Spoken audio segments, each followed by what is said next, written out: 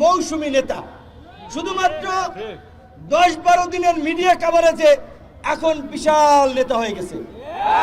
তাদেরকে ঢুকাইছিল ছাত্রলীগ আন্দোলনের গতিবিধি পর্যবেক্ষণ করার জন্য। এই শরীফ, হিল্লোল, তনয় সহ সাইফুল সহ যারা চিহ্নিত হয়েছে, তাদেরকে যদি প্রশাসন গ্রেপ্তার না করে, যেই হাত দিয়ে ফারুকের গায়ে আঘাত করেছে ওই হাত আপনারা ভেঙে দিবেন। অন্য যদি জেলে যেতে হয়, হুকুমদাতা হিসেবে 1 নম্বর আসামি আমি আহ্বান বললাম। এই সরকারের যে উপদেষ্টা সবচেয়ে ডেডিকেটেডকে নাহিদ ধরেন মার খেয়েছে, নাহিদ মার খেয়েছে 1 দিন। এইখানে যারা দাঁড়িয়ে আছে 100 দিন মার খেয়েছে। 28 বছর পরে ডাকসুর ভিপি হয়েও ক্যাম্পাসে যে কয়বার মার খেয়েছি, অনেক উপদেষ্টা আওয়ামী লীগের বিরুদ্ধে ওই কয়েকদিন বক্তব্য দেন নাই। অবশ্যই আসিফ এবং নাহিদ তো আমাদের সহ আন্দোলনকারী, আরো অনেকে, মাহফুজ সবাই আমাদের ঘনিষ্ঠ, আমাদের সহযোদ্ধা, সহকর্মী। একসাথে এনআরসিসি এর বিরুদ্ধে আন্দোলন করছি, ডাকসুতে নির্বাচন করেছে তারা, ছাত্র অধিকার পরিষদের সাথে ছিল। আমি তো শুধু বললাম এই কারণে যে এখানে কয়েকজন এই আন্দোলনের যারা ফ্রন্ট ফেজে ছিল তাদের ডেডিকেশন আছে, ত্যাগ আছে। আর কিছু হচ্ছে মৌসুমী নেতা। শুধুমাত্র 10-12 দিনের মিডিয়া কভারেজে এখন বিশাল নেতা হয়ে গেছে।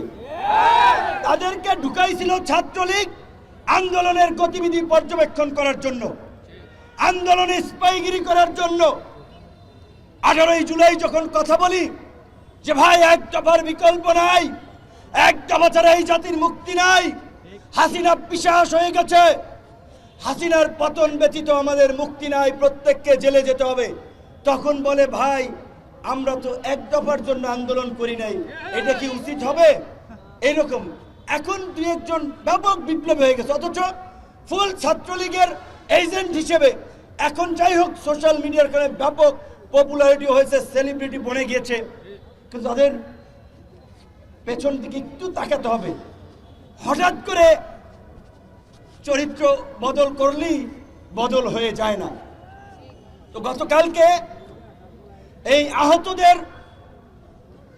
এবং বিশেষ করে হামলায় ফারুককে যারা আহত করেছে, আহতদের ব্যানারে এসে, আমি জানি না এটা সার্জিসকে বলতে হবে, এখানে জুলাই মুভমেন্ট ব্র্যাকেটের জার্নালিস্ট নামক একটা হোয়াটসঅ্যাপ গ্রুপে সার্জিসের ফরওয়ার্ড করা একটা মেসেজে সাংবাদিকদের কাছে চক্ষু ইনস্টিটিউট হাসপাতালের এই দুর্বৃত্তদের নিউজ কভারেজের একটা মেসেজ আমি দেখতে পাচ্ছি।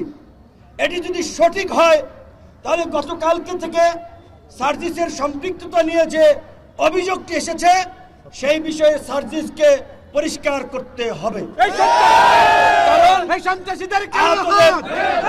যেহেতু আহতদের চিকিৎসার জন্য, ক্ষতিপূরণ দেওয়ার জন্য জুলাই ফাউন্ডেশন গঠন করেছে, সেটার তিনি দায়িত্বে আছেন, তাহলে তার সাথে এদের একটা সম্পৃক্ততা স্বাভাবিকভাবে আছে। এখন এই হামলায় আছে কিনা সেইটা আমরা জানি না। আমি পরিষ্কারভাবে আমাদের নেতা কর্মীদেরকে বলে দিতে চাই, ধৈর্যের সীমা ছাড়িয়ে গেছে, সহ্যের বাঁধ ভেঙে গেছে। আগামী 24 ঘন্টার মধ্যে এই হামলাকারী শরীফ, হিল্লোল, তনয় সহ সাইফুল সহ যারা চিহ্নিত হয়েছে, তাদেরকে যদি প্রশাসন গ্রেপ্তার না করে, যেই হাত দিয়ে ফারুকের গায়ে আঘাত করেছে ওই হাত আপনারা ভেঙে দিবেন। তার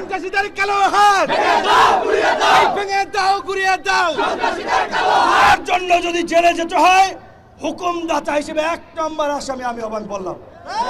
কিন্তু এখন যদি আমাদের রক্তে ভেজা বাংলাদেশে এই অধিকার পরিষদের নেতা কর্মীরা গত 7-8 বছর ধারাবাহিকভাবে যে লড়াই সংগ্রাম করেছে, রক্ত দিয়েছে, এই রক্তই আজকে বিপ্লবের প্রেক্ষাপট তৈরি করেছে। আমরা উপদেষ্টা হই নাই, সরকারে যাওয়ার জন্য আকুপাকু করি নাই, আমরা রাজনীতি করে নির্বাচিত জনপ্রতিনিধি হতে চাই। এই সরকারকে পরিষ্কারভাবে বলেছি, একমাত্র রাষ্ট্র পুনর্গঠনে, সংস্কারের প্রশ্নে একমাত্র গণ অধিকার পরিষদ ব্ল্যাঙ্ক চেক দিয়েছে। আপনাদের যতদিন লাগে ক্ষমতায় থাকেন, আল্লাহর হস্তে এই যে আমাদের মধ্যে জুলাই বিপ্লবকে কেন্দ্র করেছে জাতীয় ঐক্য এবং সংহতি তৈরি হয়েছে, সেটার দিকে নজর দিয়ে সকলের মতামত দিয়ে রাষ্ট্র সংস্কার করুন। সরকারের বিরুদ্ধে বক্তব্য দিয়েছে নাকি, তাই ওই টোকাই নাকি খেপে গিয়েছে।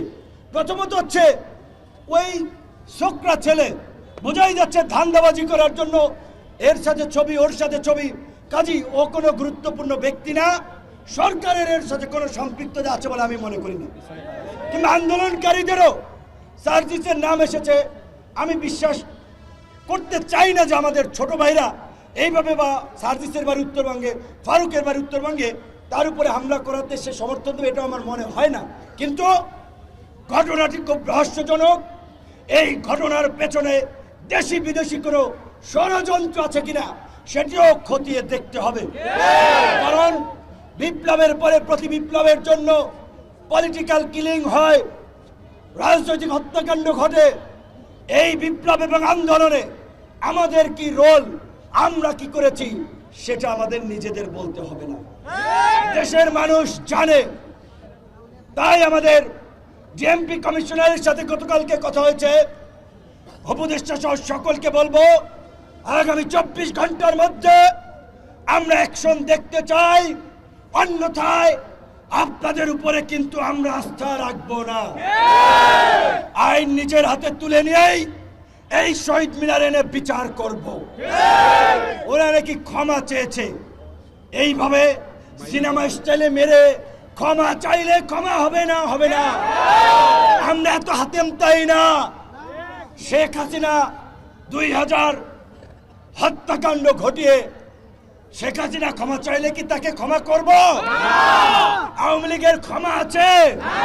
কাজী যারা আবার নতুন ফ্যাসিস্ট হয়ে উঠতে চায়, দুর্বৃত্ত হয়ে উঠতে চায়, ওদেরকে উপযুক্ত শিক্ষা দেওয়া ছাড়া কোনো ক্ষমা নাই।